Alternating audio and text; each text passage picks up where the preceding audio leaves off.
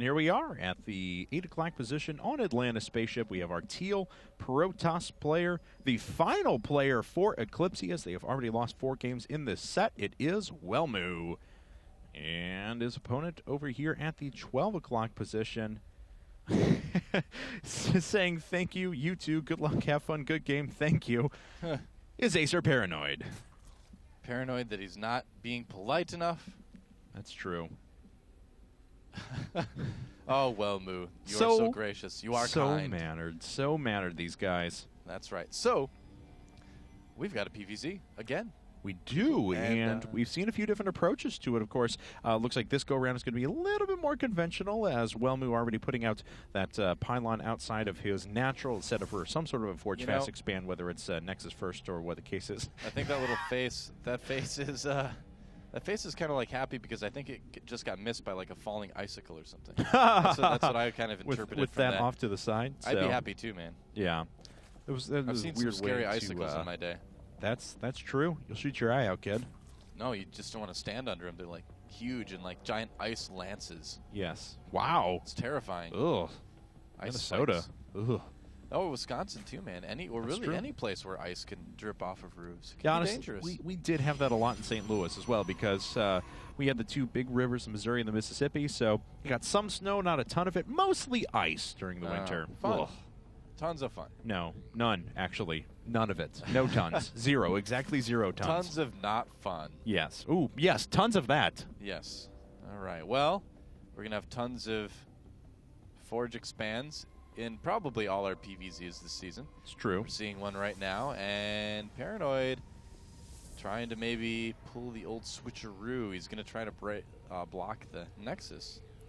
Yeah, looks like it. So it's going to be super, super annoying, of course, and Welmu will be able to make his way down there eventually, as he has to bring another probe off the line, and boom! Oh, the Evolution Chamber block. Of course, this is similar to putting down like an engineering bay for a Terran player, because they accumulate hit points so quickly. 35 seconds, 750 hit points. Yeah, and in this case, you just kind of let it finish, because it is cheap anyway, you know, and I mean, the alternative is canceling and just kind of giving your opponent back the space right away.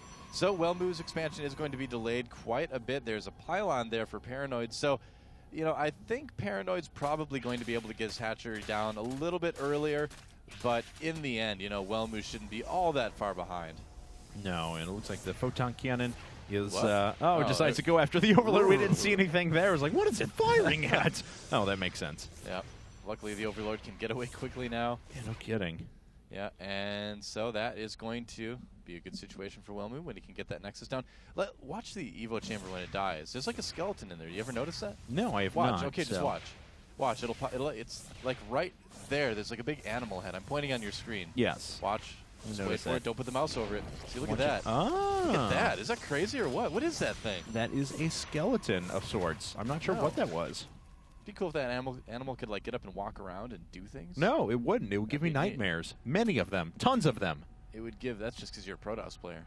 Well, yeah, that's true. That's right. All right. So the hatchery for Paranoid quite a bit ahead of the Nexus for Welmu, though. So that did actually work out okay. Okay. I mean, a lot of people would argue that that's too much to spend on blocking something like that, but it kind of remains to be seen. It's one of those things that's kind of, you know, constantly experimented with by the Zerg and Protoss players. 150 resources in a drone, so quite a bit. But, you know, oftentimes it's 100 resources for a pylon and a probe in any case, and Protoss players certainly consider that worth it at times. So, that's quite true.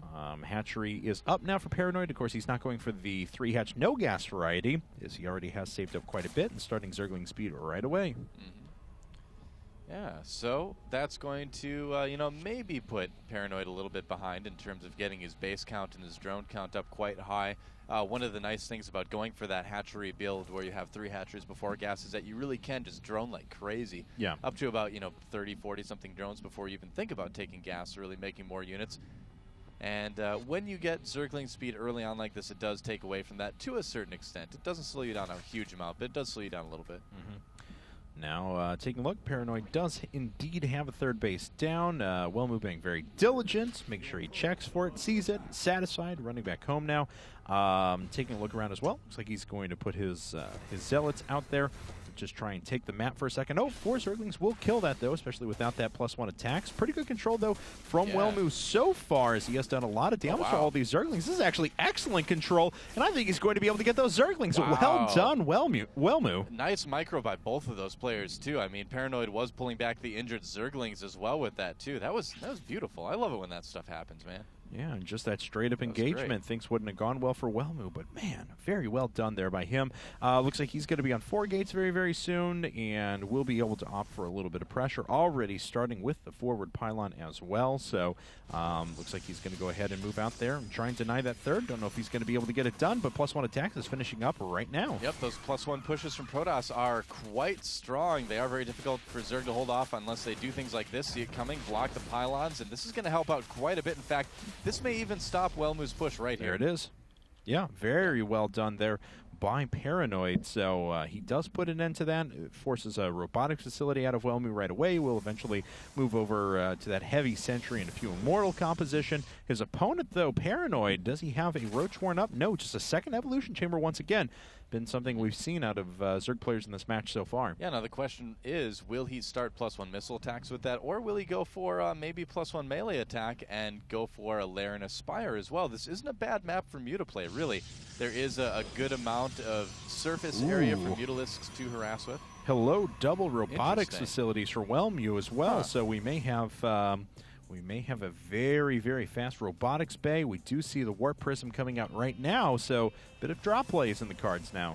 Yep, quite possible. This is also a nice way to counterattack a Zerg who's being very active with his Lings around the map to scout for those forward pylons. Obviously, Zerglings can't really do a whole lot about Warp Prisms, and Roaches can't either. So we do see a lot more Protoss players just skipping the forward pylons and adding on Warp Prisms these days instead. As you were hinting at before, though, it is +1 melee attacks coming out for our Zerg players. So just going to sit on those Zerglings for a little bit longer, make them very, very beefy. Now, of course, if Welmu takes notice of this, and, he's making a lot of Immortals right now, but as soon as he notices that, he will be able to move into heavy Colossus production to counter those Zerglings. Yeah, now there's 2 different ways that a lot of Zerg players like to go with this. One is to get the Lair and the Spire. The other one, which is I think the one that we're going to see, is going to be Infestation pit with Banelings, as we just saw the Baneling nest go down.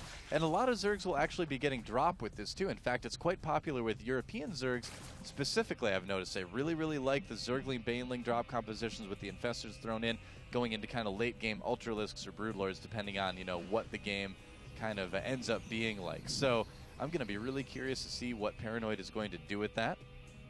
Well, let's see here now as those Lings are way out of position, though. Yeah, it does have a fair bit of Lings, but you are absolutely correct. 8 more Lings coming up as well, but the sentries are already down. They're going to start force shielding in a few of those workers, and they do, but not as many, I think, as he would have liked. In fact, hasn't even killed one yet and has to run away, so doesn't get a worker. Well, I think, never mind. I see 1 little blood splatter, so may have gotten 1 there. Yeah, I think he got 1.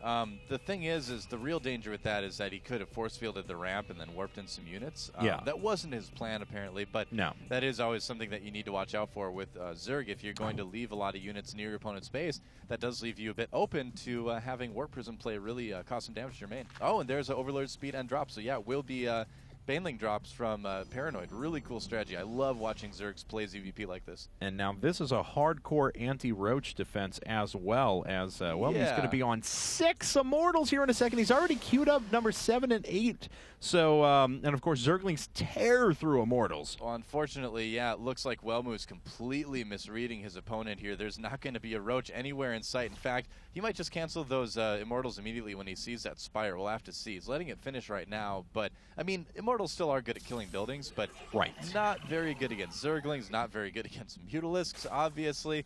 And with Baneling drops, you can just be so effective at killing off Stalkers that, it kind of just leaves the Immortals off by themselves to a certain extent. Now, here's what I want to see. I want to see Brood War-style micro here. He's got enough of those Immortals around. He's got a Warp Prism hanging overhead. Yeah. I really hope we start to see continually picking them up and putting them down. Well, here's the problem right now for Paranoid, is that he doesn't have enough resources or time, if Welmu moves out right now, to get either Mutas or Banelings in sufficient numbers to really hold this army off. So that's kind of the worry I have right now for Paranoid, because this Spire finishes, he's not going to be able to use it. It's just like that push that used to be so deadly against Zerg that Terrans would do, that hits right when your Spire comes up. It forces you to make units that you don't want to make. You had to spend all his gas on Banelings right there. Wow. And he's going to have to hope his drop play is spectacular if he wants to kill this army.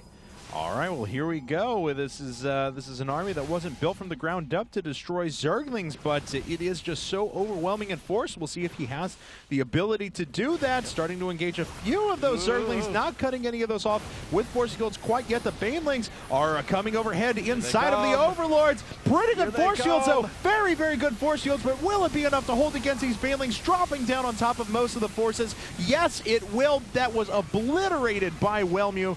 Very, very well done. More Banelings trying to make their way in.